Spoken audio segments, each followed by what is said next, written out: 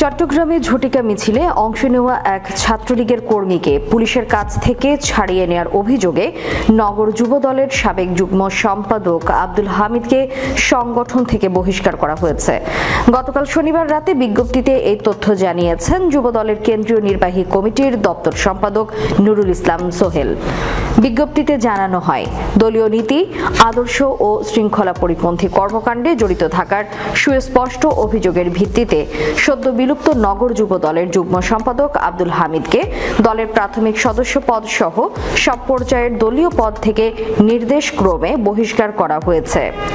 জাতীয় যুব দলের কেন্দ্রীয় নির্বাহী কমিটির সভাপতি আব্দুল ময়েম মুন্না এবং সাধারণ সম্পাদক মোহাম্মদ নুরুল ইসলাম নয়ন এই সিদ্ধান্ত কার্যকর করেছেন। এর আগে গত বৃহস্পতিবার খুলশী থানার আমবাগান শহীদ মিনার এলাকায় হাতে নাতে মোশাররফ হোসেন অভি নামের ছাত্রলীগের এক কর্মীকে ধরে ফেলেন ছাত্রদল যুবদলের নেতাকর্মীরা। ওই ছাত্রলীগের কর্মীর বিরুদ্ধে অভিযোগ ছিল, ভোরে অন্যদের সঙ্গে তিনি জিইসি মোড় এলাকায় ছাত্রলীগের ঝটিকা মিছিলে অংশ নিয়েছিলেন।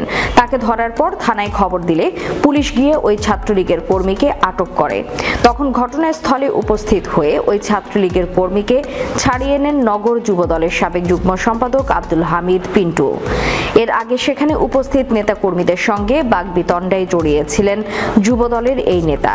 একই ঘটনায় খুলশী থানার এক উপপরিদর্শককে সাময়িক বরখাস্ত করেছে চট্টগ্রাম মেট্রোপলিটন পুলিশ।